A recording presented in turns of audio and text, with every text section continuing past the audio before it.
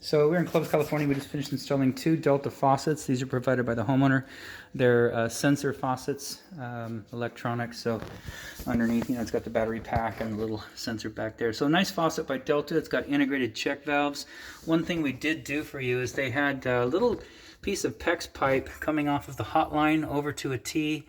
It was all compression. We don't like that. So we give you a brand new dishwasher T right there. And then, of course, the check valve is on top, and the dishwasher is tied back in. And then the faucet here, hot side there, the gray one, and then over here, gray as well, but going down to the cold side. Those check valves are required for proper flow. So, I mean, everything here looks good. We have a second sink behind us. It's an island sink, maybe like a veggie sink, and no disposal. Yes, there is a disposal over there, but I'm not going to take a video of that because it's identical to this one. Anyways, everything here looks good. Outside of that, this installation is done.